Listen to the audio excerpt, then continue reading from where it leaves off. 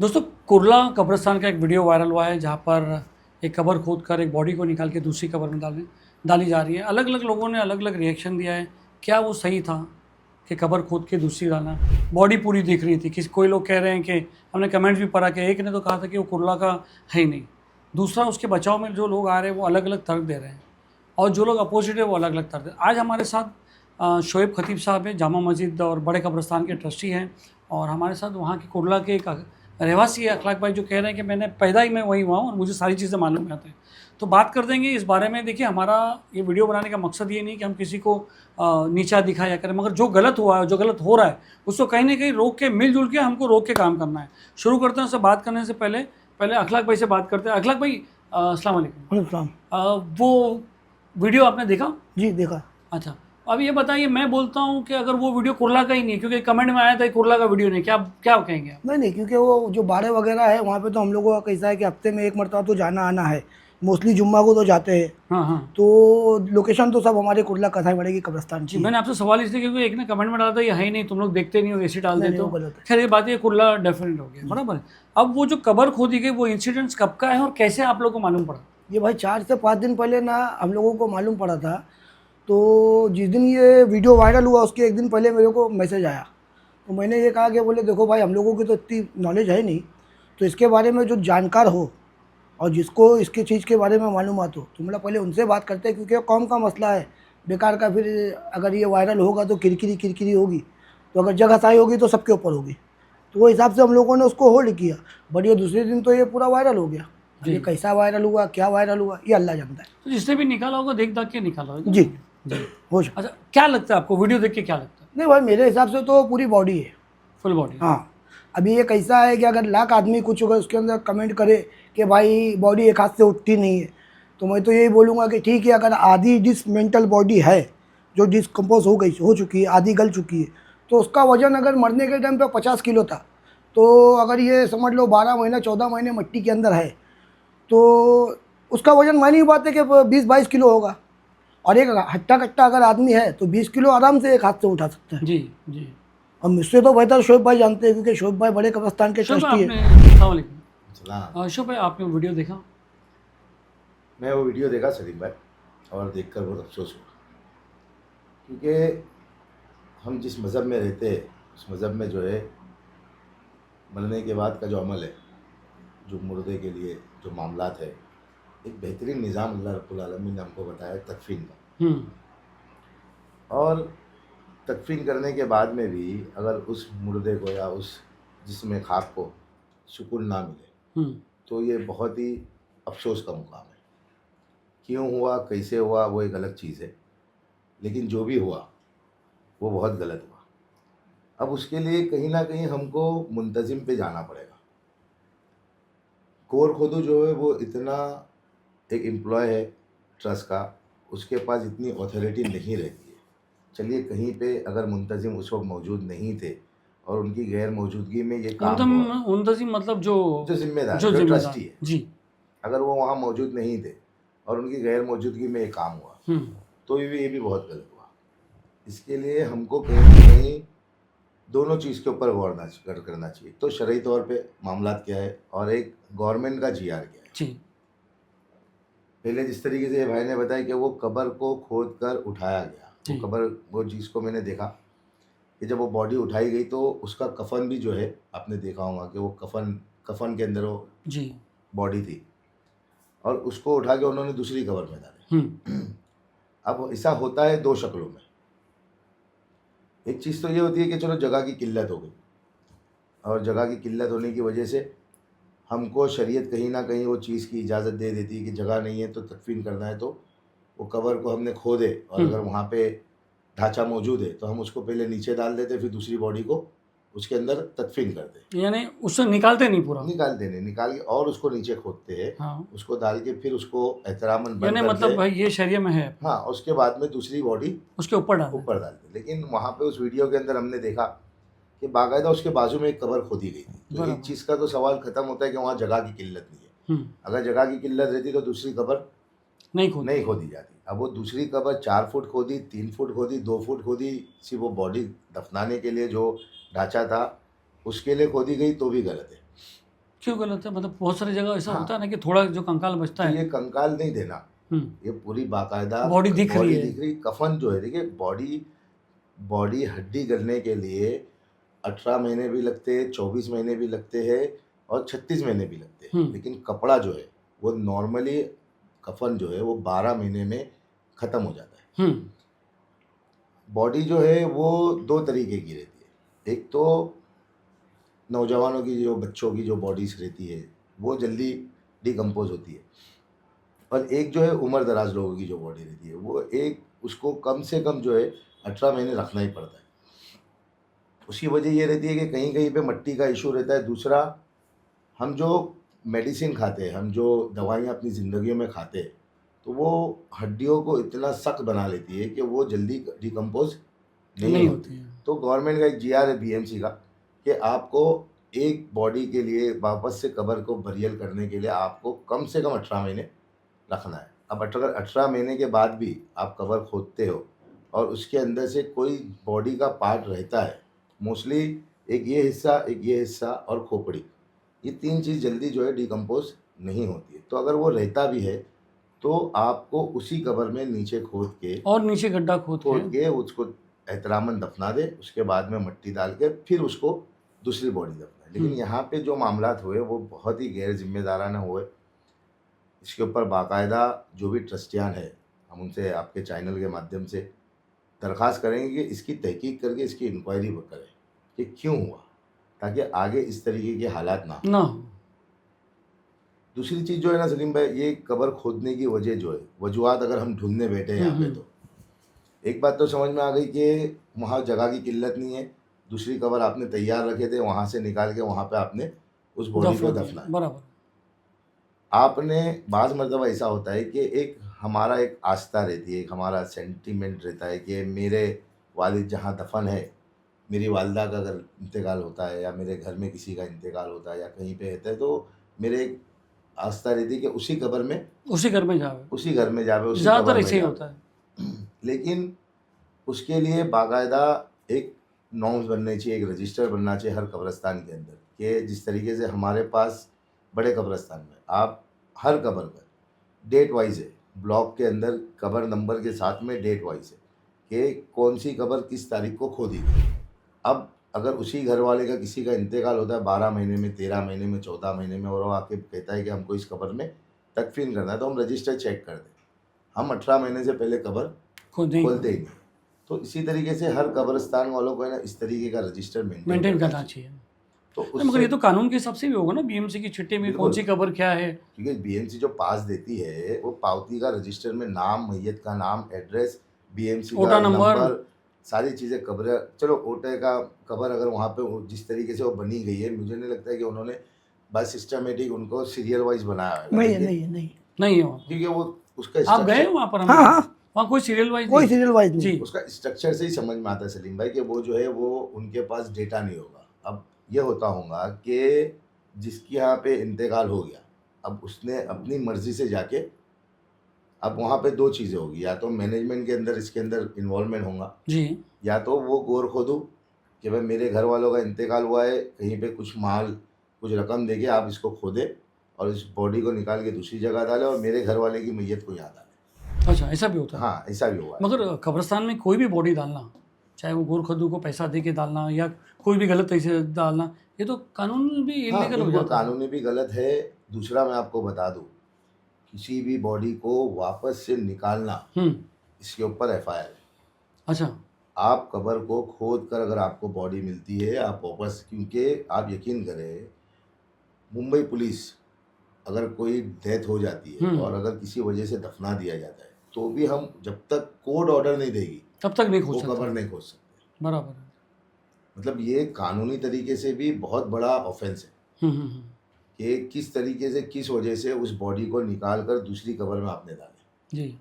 तो इसके ऊपर इंक्वायरी तो बिल्कुल वो ट्रस्टियान को करनी चाहिए, और जो भी लोग इसके अंदर मामलात में मलूस है उनके ऊपर कार्रवाई होनी चाहिए। अच्छा, अब वीडियो देख के आपको क्या लगता है कि कबर खोद रहा है? मैं बता रहा हूँ, मेरा एक्सपीरियंस ये है कि बॉडी जो है ना, वो कपड़ा जो है, वो कपड़ा मैं बताया आपको, वो 10 या 11 महीने से पहले की बॉडी नहीं, जिस तरीके से वो कपड़ा, तो कफन अगर वो कितना भी हम उसका अलग अलग तरीके के कफन रहते हैं, कॉटन्स रहता है, सिंथेटिक मटेरियल रहता है, मतलब अलग अलग रहता है एक ही कफन, तो भी नॉर्मली जो है आपको मैं बताऊँ, कोविड के अंदर जो हमने बॉडी को दफनाया जी, जी, जी। कीट के साथ में, मतलब कीट भी थी उसके ऊपर हमने कफन को भी बराबर। लपटा और दफनाया, वो भी अल्लाह के फजलो करम से 36 महीने के बाद में जब अगर हमको कफन को वापस से अगर कहीं पे कोई बरियल करने की बात आई तो उसके अंदर वो चीज़ें गल चुकी थी।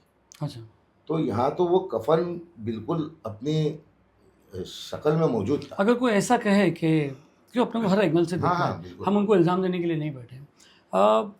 कफ़न ऐसा हो सकता है कि वो उठाने के लिए कफ़न लाया और उसके अंदर डाला हो। नहीं, उसके अंदर अगर वैसा रहता ही नहीं था, क्योंकि वो आप उसकी बॉडी को देखेंगे तो वो कफन जो है वो मेला था, पूरा मिट्टी से लगा हुआ था। बराबर। अगर वो कपड़ा अगर अलग से लाया जाता तो वो वाइट रहता, वो बराबर। इतनी शक्ल में नहीं रहता था। बराबर। और उसको जो बांधा हुआ था, जी कि आप उसको कफन को जिस तरीके से बांधा जाता है पेट के पास से और पैरों के पास से और सर के पास से, वो उसी शक्ल के अंदर वो मैयत थी। अच्छा।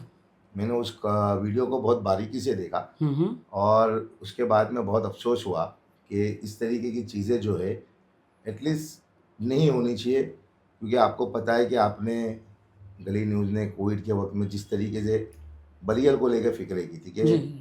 कि कब्र के अंदर उस मुसलमान का एक हक है। नहीं, हिंदुस्तान के संविधान के हिसाब से भी डेड बॉडी को प्रॉपर डिस्पोजेबल, चाहे वो हिंदू की हो, चाहे मुस्लिम की हो, चाहे क्रिश्चियन की हो, एक कानूनी हक दिया गया है। तो मैं वही कह रहा हूँ कि ये सारी चीज़ों का है ना, ये हमको जिम्मेदारी जो है वो ट्रस्टियान के ऊपर आनी चाहिए, हम जी। कि उनको हर चीज़ के ऊपर नज़र रखनी चाहिए। हम्म। क्योंकि कब्रिस्तान के आप ट्रस्टी है तो आपको उस कब्र के उस अहाते में कितनी कब्रें हैं और वो कब्रें कब खोदी जाएगी, कितने साल के बाद खोदी जा रही है और कौन कौन गोर खोदी है। अब तो ये देखकर अफसोस ये हो रहा है कि कल को तो कोई भी आगे कहीं पे कुछ भी अपनी कुछ भी मर्जी डाल से कर देगा, लेगा। यानी ऐसा होगा कि कोई मर्डर ऑर्डर का भी हो सकता है, ऐसा डेड बॉडी उठा के लाके डाल देवे। तो हम यहाँ पे बैठ के किसी को तनकीद नहीं नहीं, कर रहे। सही बस बात। एक ही चीज़ ये है कि तमाम मुंबई के जितने कब्र मुंबई ने महाराष्ट्र के जितने कब्रिस्तान हैं उनको इस चीज़ का अपने कब्रिस्तान का रिकॉर्ड बनाना चाहिए और गोर खोदू को उस वक्त तक इंस्ट्रक्शन नहीं देना चाहिए जब तक कि वो रिकॉर्ड से वो कब्र का टाइम पूरा नहीं होता है। हम्म।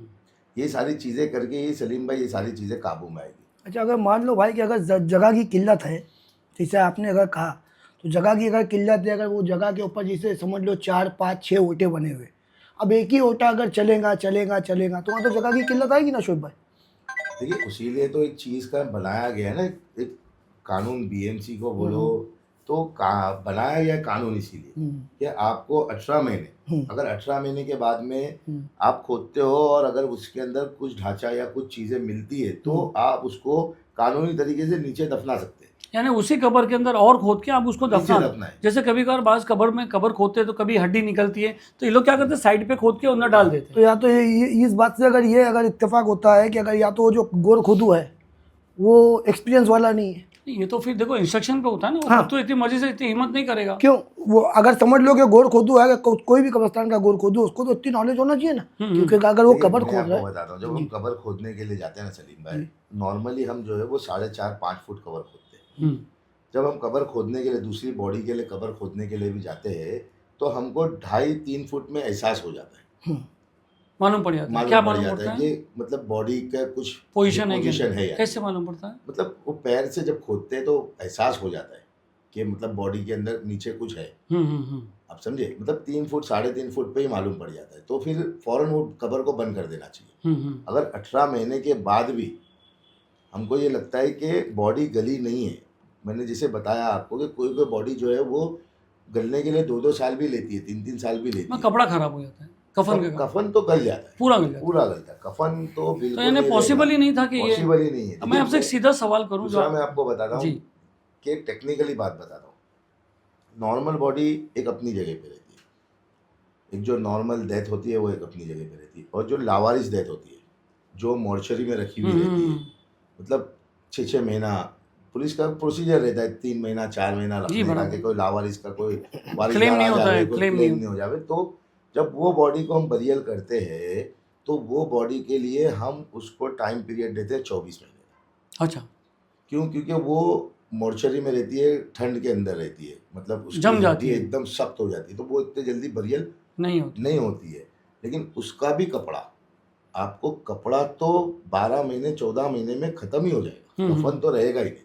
अच्छा, तो यानी ये कफन जो दिख रहा है इससे ये साबित होता है कि 18 महीने, अगर मैं कहूँ कि 18 महीने, उन्होंने अभी अपने एक इन्होंने कुछ इंटरव्यू दिखाया था, वो कौन लोग थे, वो ट्रस्टी थे जो हाँ, इंटरव्यू? वो नौशाद भाई है, और और वो क्या नाम उनका, नदीम है। क्या उनका क्या कहना है? वो लोग तो ये कहना है कि भाई 18 महीने हो चुके थे, 18 महीने पूरे हो चुके थे। शुभ, क्या कहेंगे आप? देखिए, अगर मेरा एक ही कहना है, 18 महीने हो गए थे तो आपको जब एक बॉडी अपनी सही पोजीशन में मिली, पोजीशन में थी तो आपका काम था उसको बंद कर देना।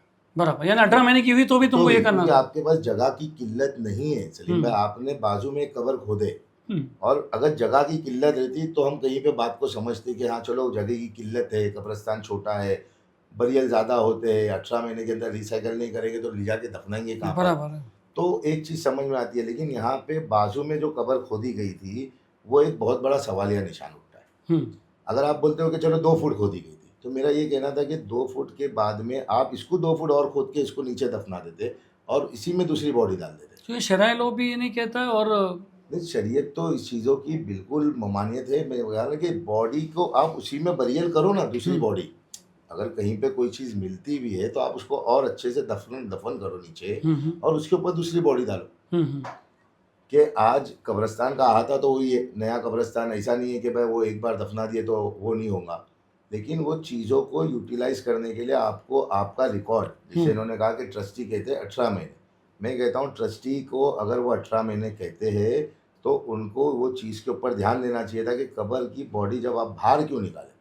सबसे बड़ा सवाल ये है कि आपने उसको बाहर क्यों निकाले। बराबर, यानी अगर आप बोलते हो 18 महीने हो गया था, 18 महीने हुए, 24 महीने हुए, आपको उसी कब्र में वापस दफनाना चाहिए। तो अगला भाई, ये जिसकी कबर होगी तो उनकी फैमिली नहीं आई कि भाई ये क्यों? भाई कैसा है ना कि अभी उस जगह पे किसी को नहीं मालूम कि किसकी क्या कबर है। ये कैसे हो सकता है यार? सुनिए कैसा है ना सलीम भाई कि अभी मेरे वालिद साहब का इंतकाल हुआ था, समझ लीजिए 84 में, मेरे भाई का इंतकाल हुआ 98 में, 98 के बाद में 2 मरतबा भरनी हो चुकी है। अब मैं जाता हूँ तो मुझे ये मालूम है कि भाई ये लाइन है, ये कबर का नंबर है, बट कबर कौन सी वो आज तक का अभी मैं खुद नहीं कंफर्म कर पाता हूँ।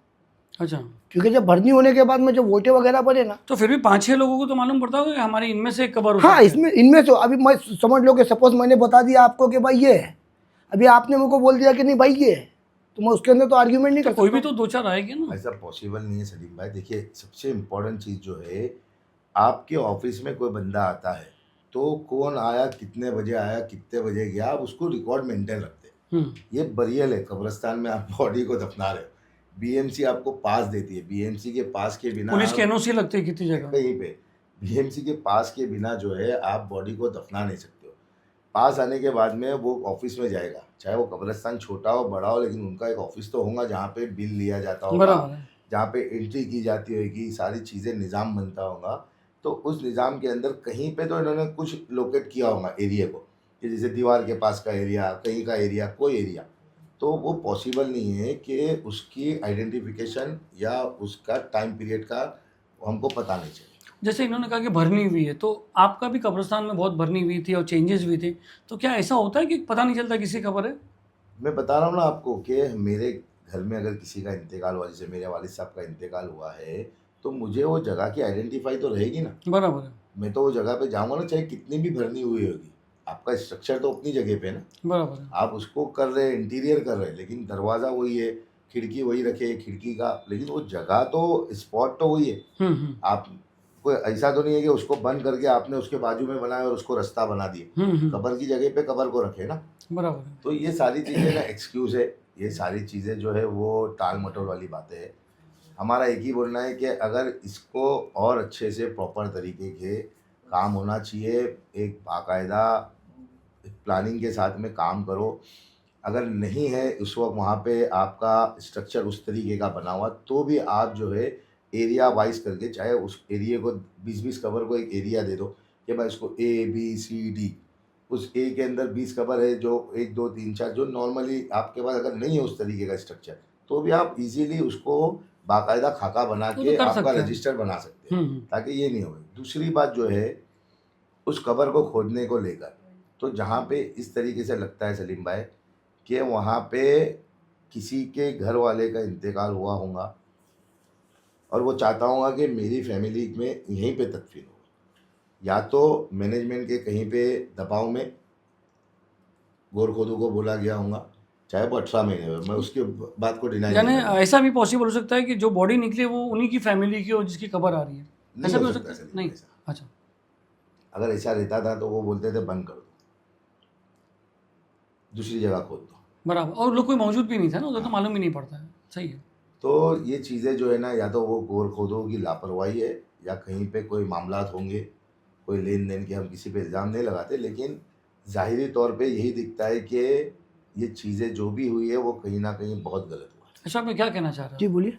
क्या कहना चाह रहे हो आप? ये अभी सब यही है कि अभी देखिए भाई, किसके बारे में तो हम लोगों को नॉलेज नहीं थी।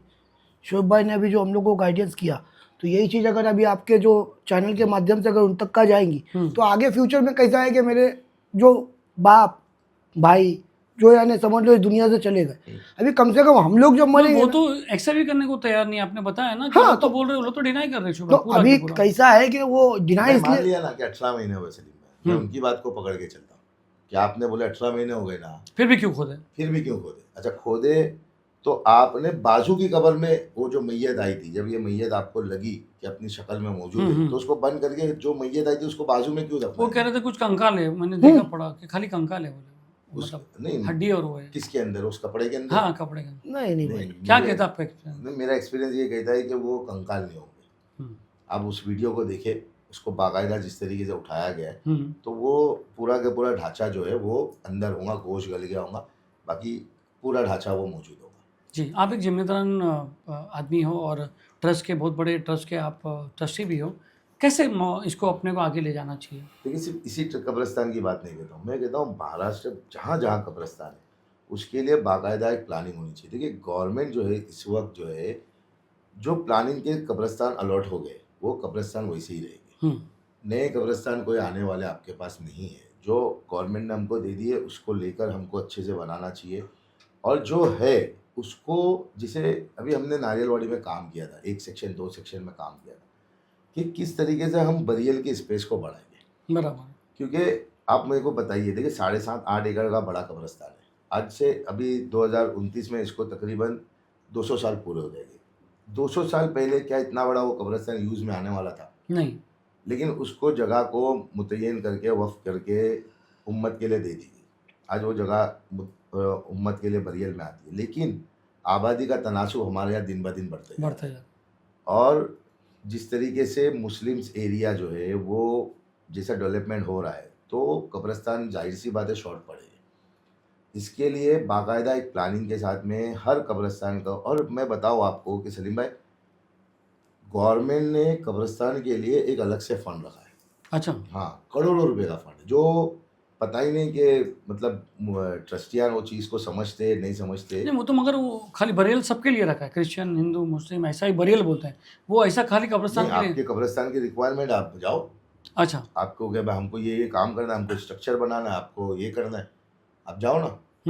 आप गवर्नमेंट, देखिए हम टैक्स पेबल है, आप में जो भी है हम टैक्स कर देते हैं, और टैक्स देते हैं तो हमको जो गवर्नमेंट के बेनिफिट्स है, आप मुफ्तियान से मशवरा ले सकते हैं कि भाई हम जो गवर्नमेंट, क्योंकि हम गवर्नमेंट को पेमेंट दे रहे, क्यों दे रहे, टैक्स क्यों दे रहे, तो गवर्नमेंट हमको सहूलत देगी। बराबर, यानी उसमें मेरा ही पैसा लग रहा है। हाँ, तो हमको वो चीज़ों को कहीं ना कहीं यूटिलाइज करना चाहिए। तो दूसरा, कब्रिस्तान को लेकर जो नई कब्रिस्तान की जगह है हम उस पर नहीं जाते, जो पुराने हैं ना आज भी वो इनफ काफ़ी अच्छे हैं, अगर उसको सही तरीके से बनाएंगे। जैसे मैंने इनके कब्रिस्तान को देखा, वो कुरला का है कि क्या है वो नहीं पता। देखिए एक कब्र के बाद में उन्होंने इतनी जगह छोड़ी है कि उसके अंदर आराम से 2 कब्र बनती है, फिर उसके बाद में उन्होंने वो कब्र खोदी। तो उसको बाकायदा अगर प्लानिंग के साथ में बनाया जाए, जैसे बड़ा कब्रिस्तान बना है, वर्ली का कब्रिस्तान बना है, पेंड्रा कोकनी कब्रिस्तान आप आए होंगे, वहाँ पे उन्होंने किस तरीके से पूरी जगह को यूटिलाइज किया है कि जहाँ पे पहले 5 बॉडीज़ को बरियल होती थी, आज वही जगह पे कम से कम 25 बॉडी बरियल होती है। जरूरी है। तो आबादी के तनासुब के हिसाब से हमको ये सब चीज़ों पे ध्यान देना चाहिए। दूसरा अहम चीज़ जो है वो हमको रिकॉर्ड मेंटेन करना चाहिए। अल्लाह के फजलो करम से आप 1970 का रिकॉर्ड जामा मस्जिद में आके मांगेंगे, हम आपको बताएंगे कि 1970 में आप डेट और महीना लेकर आए, साल लेकर आए, आपको बताएंगे कि ये कब्र में आपके रिश्तेदार की बरियत होगी। तो इससे कई बहुत सी चीज़ें ना आगे के लिए भी आसानी होती है। और आज टेक्नोलॉजी इतनी है सलीम भाई, आज बड़े लिखे बच्चे कंप्यूटर लेके बिठा दिए, वो पूरा डेटा उसके अंदर फीड हो जाता है कि तो क्या क्या वजह हो सकती है जो ट्रस्टी ये सब नहीं कर रहे हो? क्या, मैं खाली कुरला कब्रिस्तान की बात नहीं कर रहा, हर जगह की बात। देखिए वजह तो इस वक्त जो है लापरवाही है, इसके अलावा कुछ नहीं है। और एक है ना, पुरानी सोच को बदलने की बहुत ज़रूरत है। क्या सोच है पुरानी? मतलब एक चीज़ रखी है ना, चल कुर्सी रहा नहीं ना, छोड़ना है। बस कुर्सी नहीं, लेकिन मैं कुर्सी चाहूँगा नहीं छोड़ना कुर्सी है। नहीं छोड़ना है, ये बराबर। सोच को बदलना है।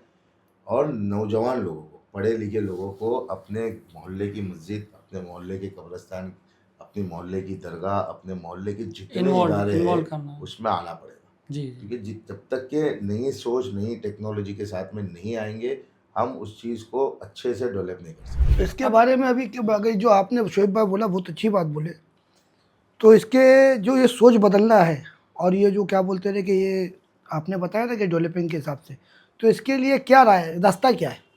देखिए, उसके लिए हर चीज़ के लिए रास्ता है। कोई भी दरगाह, कोई भी ट्रस्ट, कोई भी कब्रिस्तान वो लावारिस नहीं है। जी खुद क्लियर बात है। जी उसका एक बाइलॉज बना हुआ है, जी उसका एक एजेंडा बना हुआ है कि उस बाइलॉज के तहत उस एजेंडे का काम होना चाहिए। मतलब कानून बन गया है कि कब्रिस्तान को इस तरीके से चलाना है और उसी एजेंडे पे काम करना है।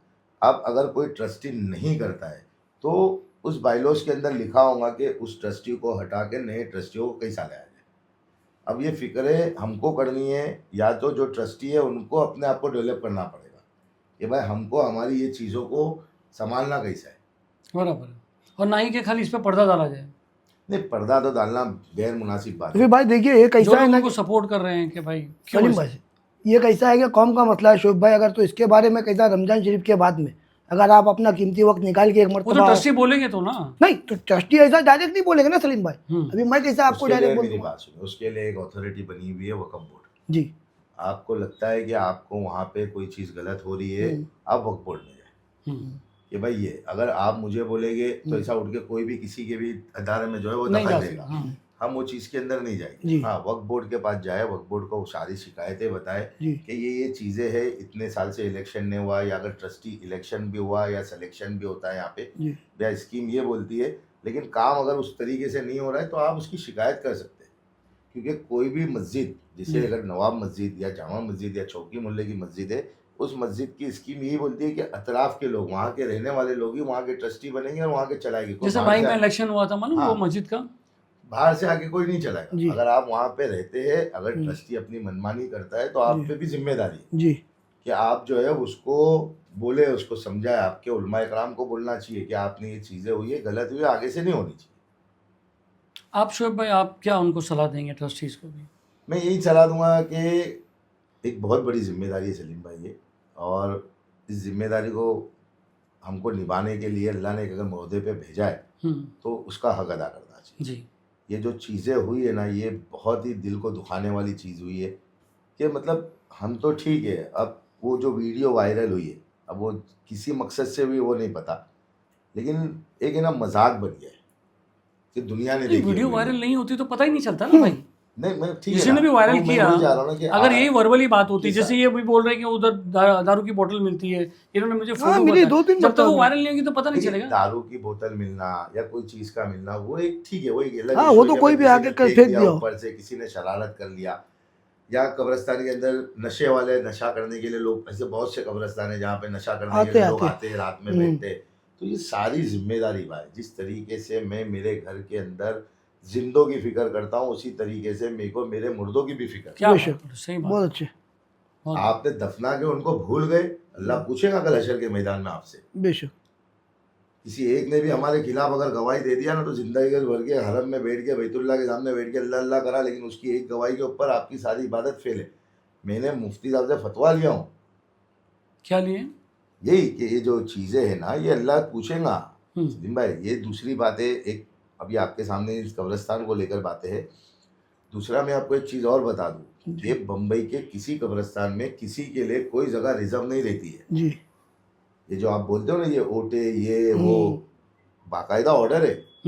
ठीक है, एक आस्था के हिसाब से कि भाई आपके घर वाले वहाँ पे है, ओनरशिप नहीं होती। हाँ, हमको जगह का ठीक है, जगह की भी फिलहाल नहीं है, तो हमने 3 साल के लिए उसको रिजर्व कर लिया। उससे मेंटेनेंस आ जाता है, ट्रस्ट के अखराजात चल जाते, कब्रिस्तान के अखराजात आ जाते, लेकिन आप उसके मालिक नहीं बन सकते हो, क्योंकि किसी की दी हुई जगह नहीं है, वो जो है उम्मत का माल है। और अगर मैं बोलता हूँ सलीम भाई, आज ना बहुत अफसोस होता है कि हमको अगर आप यकीन करिए, कब्रिस्तान अगर पुराने लोग वफ करके नहीं जाते तो कहाँ दफनाते। सही बात। आज जैसे आप जो है ना आपका सेकेंड होम बनाते ना, दूसरा घर। दूसरा घर, वैसा आप करजत, नेरल, माथेरान, वहाँ पे छोटे छोटे प्लॉट लेके फैमिली वाइज कब्रिस्तान बनाना पड़ता था। शुभ, मगर अभी मैंने ये देखा लोग मस्जिदें बनाते हैं और मस्जिद के ऊपर मस्जिद चढ़ाते हैं, वो अच्छी बात है, मगर कभी भी आज तक इतने सालों में किसी को कब्रिस्तान के लिए ज़मीन डोनेट करते नहीं देखा। क्या ऐसा नहीं होना चाहिए कि भाई लोग ये भी चालू करें? मस्जिदें तो माशाल्लाह मुंबई में बहुत है। मस्जिदें हैं, लेकिन कब्रिस्तान को डोनेट करने के लिए आपको कब्रिस्तान का रिजर्व प्लॉट देखना चाहिए। गवर्नमेंट ने, नहीं, मेरी खुद की प्रॉपर्टी है, अगर मेरे को तो आप दे सकते हैं ना। आप कल्याण में अगर जाएंगे ना, हाँ। तो कल्याण में हर घर के बाहर है ना आपको कब्रिस्तान मिलेगा। ऐसा मतलब उन्होंने अपने घर के बाहर ही जमीनें उसको खरीद के रखे और अपना पर्सनल, खुद का पर्सनल रखे ना। मतलब ठीक है ना, मतलब बता रहा हूँ, आजू बाजू फैमिली, गाँव वालों के लिए ऐसा कब्रिस्तान आपको बहुत, हर घर के बाहर आपको कब्रिस्तान मिलेगा। मैं आपकी इस बात के ऊपर बोलता हूँ कि डोनेट क्यों नहीं करें, मस्जिदें बना दिए, आज वो जज्बा ही नहीं रहा सकता। डोनेट होना चाहिए। आपके घर के बाहर, मैं हमेशा मिसाल देता हूँ, मेरे पड़ोसी ने अगर 3 फुट का चप्पल का कैबिट रखा तो मैं उससे बड़ा लगे रखूँगा। सही बात। सही बात। हम वो 2 फुट की जगह के नहीं छोड़ते। खैर बहरहाल बहुत सही बात की आपने। तो जो छोड़ के गए ना सलीम भाई, उसकी कदर करना चाहिए, नहीं तो ये वक्त आएगा कि हमको हमारे मुर्दों की फिक्र करना पड़ेगा। ट्रस्टियाँ को कुछ मदद करने, अगर वो चाहे अप्रोच करे तो आप। बिल्कुल, हम तो सलीम भाई, आप और मैं को अल्लाह ने चुना इसीलिए माशाल्लाह कि जी सारे निज़ाम अपनी जगह पे, सारे इल्ज़ाम अपनी जगह पे, जी। और सारी चीज़ें अपनी जगह पे, लेकिन खबरों पे और इन चीज़ों के ऊपर मुझे नहीं लगता है कि आधी रात को भी आपको कोई फ़ोन करेगा तो आप ये नहीं बोलेंगे कि भाई नहीं भाई कल बात करें। जी जी, नहीं सही बात है। तो दोस्तों ये वीडियो का बनाने का मकसद ये था कि कुछ जो चीज़ अगर गलती हो गई उस पर पर्दा न डालें, आगे ये ना हो एक्सपर्ट्स की मदद से लोग बैठे हुए करने के लिए। अगर ट्रस्टियान को कोई जिम्मेदारी, जैसे उन्होंने कहा नहीं 18 महीने हो गए, खाली 18 महीने होने से नहीं चलता है, 18 महीने के बाद भी ये कानून है। जैसे शोभ भाई ने बताया कि आप नीचे खोद के उसको बॉडी को निकालना कोर्ट की परमिशन लगती है, यानी एक वो फुल फ्लैश जो है बॉडी जो है वो उसको खोदने के लिए आपको एक कोर्ट की परमिशन, पुलिस भी आके डायरेक्ट नहीं खोद सकती। दूसरी बात इन्होंने कहा कि वो कंकाल जो है बॉडी आप कफन देखो, कफन देखने से ये करता, हम उनको तंज नहीं कर रहे, मगर गलती है, अगर कहीं किसी की जिम्मेदार की गलती है उनको भी माफ़ करो, मगर आगे ऐसा ना हो इसकी हमको फिक्र करना चाहिए। और इसके लिए अगर ट्रस्टियान्स को भी अगर कुछ बात करना हो, कुछ ये बात करना है, तो वो हमारे चैनल पे हमको अप्रोच कर सकते हैं, हम उनकी भी बात रख सकते हैं इसमें यहाँ पर, और उनको भी मदद करने के लिए आ सकते हैं। तो अखलाक भाई बहुत बहुत शुक्रिया, आप भी आए, जो हमारे को इतना 3 दिन से आप हमारे पीछे पड़े हो। और ये क्या होता है अखलाक भाई, कोई भी आता है ना तो वो एक हज़ारे को डैमेज करने के लिए बात करता है। नहीं अपना अरे नहीं भाई वो लोग गलत कर, हर को ऐसा लगता है, आधे को ऐसा लगता है शोएब काम नहीं करता, आधे को लगता है सलीम काम नहीं करता, जो बाहर रहता है ना उसको ऐसा लगता है कि काम ही नहीं करता। तो इसलिए हम लोग थोड़ा ना परखते करते, आपको फिर फैज़ ने बुलाया ये कि आपका तारुफ क्या, बताया कि बचपन से आप वहीं रहे हो, कब्रिस्तान देखें, तो 2-4 बातें थी, इसलिए आपको बिठाया गया कि आप। मैं रोकता हूँ, अगर आप बचपन से वहाँ रहते तो आपके ऊपर सबसे ज्यादा जिम्मेदारी अगर नहीं होती शोएब भाई तभी तो आए ना। इन्होंने आते सुनो कुछ ना चीज था, और दूसरा उसको अच्छा इम्प्रूवमेंट करना एक अलग चीज। वो बात आपके हाथ सही में है। नहीं है ना। अभी अब कैसा है ना कि हर चीज हर एक आदमी के हाथ में नहीं होती है, बराबर। अभी आपको अल्लाह ने इज्जत दिया, आपको उतना रुतबा दिया, तो आप कर सकते हो। हर मुसलमान के अंदर अल्लाह ने सलाहियत रखा है नहीं काम है, करने की। हाँ है, फिक्रों के ऊपर काम अल्लाह लेता है, बाकी ऐसा कुछ नहीं है। नहीं ठीक, जैसे शोभ भाई से हाँ माशाल्लाह अच्छा है। आप अगर फिक्र, आज भी वापस आपको बता दूं, कोविड के टाइम पे जो शोएब भाई ने काम की है, जो बॉडी, जो पहली बॉडी को जला दिया गया था, आपको पता होगा, मलाला में बॉडी को उसके बाद से जो शोएब भाई ने काम किए, हमने काम किए, बहुत से लोगों ने मिलकर काम किया, उसमें इस बंदे का भी बहुत बड़ा रोल है, क्योंकि दिन रात जिस तरीके से अल्लाह ने उस टाइम पे थोड़ी मदद मेरे से भी लिया था। इंशाल्लाह अच्छी बात है, मगर हम लोग का कैसे ओवरऑल प्लान था कि दूसरी बॉडी नहीं चलना चाहिए, यही मकसद था। बहुत अच्छा है। सारी फिक्रे जो है ना, आप यहाँ आए 3 दिन से इनके पीछे पड़े थे, सारी फिक्र इनका एक बात जो है कि हमको हमारी जात से किसी इदारे का नुकसान नहीं होना चाहिए। हमारा इस वीडियो में बैठ के इंटरव्यू देना या ये करना, तंज करना, ये हमारा मकसद नहीं है। आगे से किसी कब्रिस्तान के अंदर ये चीज़ें ना हो। लोकल लोगों की जिम्मेदारी है कि अगर इस तरीके की चीज़ें होती है, कोई ट्रस्टी नहीं सुनता हो, बनी भी, अगर वो बनी तो उस बंदे को बुलाकर कि भाई ठीक है आपने बनाया है, भाई ट्रस्टियों को बता के कि आप इस तरीके से आइंदा नहीं करेंगे। और दूसरी बात, यहाँ बैठने से पहले, यहाँ आने से पहले आपको ट्रस्टियों को राइटिंग में एक लेटर देना चाहिए था। आपने दिए? नहीं, आपने बात की उन ट्रस्टियों से? नहीं भाई, नहीं। देखिए आप वहाँ के रहते हैं ना, जी। तो हमारा एक काम है कि कोई भी चीज़ हो तो ट्रस्टी होगा, पर ठीक है वो कोई भी जवाब देवे नहीं देवे, लेकिन एक चीज़ रिकॉर्ड पे आवे ताकि दूसरी मर्तबा कोई चीज़ होने से पहले ट्रस्टी या कोई भी जिम्मेदार आदमी सोचेगा कि अरे हाँ भाई इस तरीके से अगर कुछ होएगा तो लोग हमारे पीछे हैं। नहीं असल में शोएब भाई कैसा है ना कि इस बात का हम लोगों को इल्म ही नहीं था, और जो नहीं किए वो नहीं किए। नहीं, मेरे पास एक फाउंडेशन है, जी। तो लोग मुझे कांटेक्ट करे, बोले सलीम हमको क्या करना है, मगर मेरा जैसे शोएब भाई ने बताया, मेरा ऐसा रहता है कि कोई भी इंस्टीट्यूट को डैमेज मत करो। नहीं अपना आज वही जो एक अदारा चल रहा है, चाहे वो कोई भी हो, वो डैमेज, चाहे वो यूसुफ अबरानी का इस्लाम जिमखाना हो, चाहे वो अंजुमन इस्लाम हो, चाहे वो हज़रत मोइन मियाँ का वो, कोई भी चलता हुआ इंस्टीट्यूशन डैमेज करने की हम सिचुएशन में नहीं है। तो हमको उनकी गलतियाँ सुधारने का, एक दूसरे को मिलकर अच्छे काम करना है और ये काम लेना है।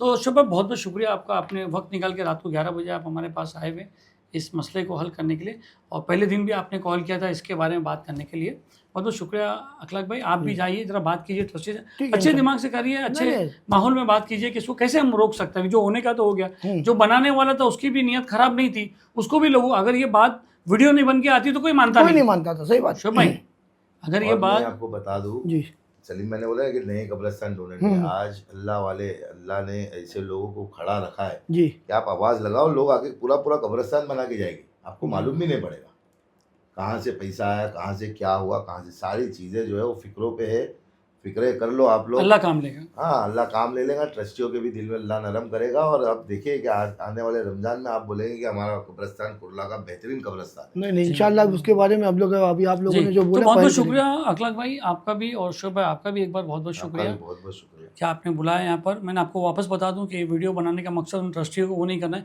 मैं कहीं ना कहीं जिम्मेदारी लेके, जब आपको एक ओहदा दिया जाता है, उस ओहदे का आपको शरई तौर पे भी एक ओहदा मिला है कि आपको वो जगह संभालने दी गई, हज़ारों जो है जो बॉडीज़ है उनकी देखभाल का, आपको मुर्दों का जो आप कह सकते हैं कि शोएब भाई कि आपको ये मिला है कि आप उनकी देखभाल कर सकें, जो हिंदुस्तान का कानून भी हमको देता है कि proper disposable of body, dead body, वो बहुत ही इनका हक बनता है।